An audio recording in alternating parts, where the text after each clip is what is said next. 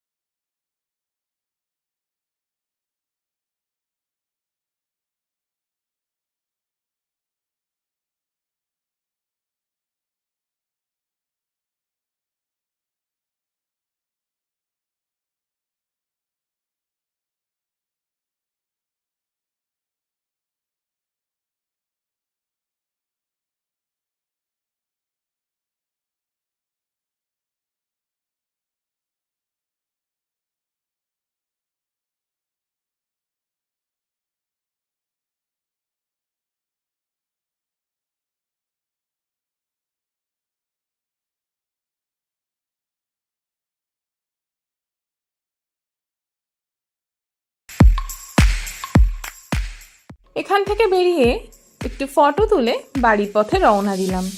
অনেক জায়গাতেই মায়ের আগমন ঘটে গেছে, আবার কিছু জায়গা দেখে মনে হচ্ছে সেখানে অষ্টমী চলছে। আর এদিকে আমাদের পাড়াতে এখনও ঠাকুর আসেনি। আমাদের পাড়ায় ঠাকুর আসবে কালকে, মানে চতুর্থীর দিন।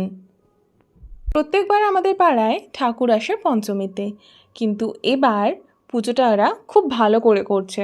শুনলাম থিম পুজো হবে, আর প্যান্ডেলের গোছানো দেখে মনে হচ্ছে বেশ সুন্দর করে ডেকোরেশনও করবে। পুরো 365 দিনের অপেক্ষার অবসান ঘটিয়ে ফাইনালি মা চলেই এলো। রাস্তাগুলি উৎসব সজ্জায় সজ্জিত। দেখতে দেখতে দুর্গাপূজার দিনগুলো কিভাবে যে কেটে যায় তা তো বোঝাই যায় না। বাঙালিদের তো কত প্ল্যান থাকে এই দুর্গাপূজা নিয়ে। এই কবে থেকেই তো তোড়জোড় শুরু হয়ে যায়, পুজোর কোন দিন কোন ড্রেস পরবো, প্রথম দিন কোথায় ঘুরতে যাব, সব কিছুই। আর এই কদিন যেন মুহূর্তের মধ্যেই শেষ হয়ে যায়। আবারও আমরা অপেক্ষা করতে থাকি সেই 365 দিন। মা আসছে এই ব্যাপারটাই কিন্তু বেশ ভালো লাগে। আজকের ব্লগটি আমি এখানেই শেষ করলাম। দেখা হবে আবার আরেকটি নতুন ব্লগে আপনাদের সাথে খুবই শীঘ্রই। ভিডিওটি ভালো লাগলে অবশ্যই লাইক, শেয়ার অ্যান্ড সাবস্ক্রাইব করবেন। কমেন্ট বক্সে জানাতে ভুলবেন না আজকের ভিডিওটি কেমন লাগলো। আপনারা সবাই ভালো থাকুন, সুস্থ থাকুন, ভালোবেসে থাকুন।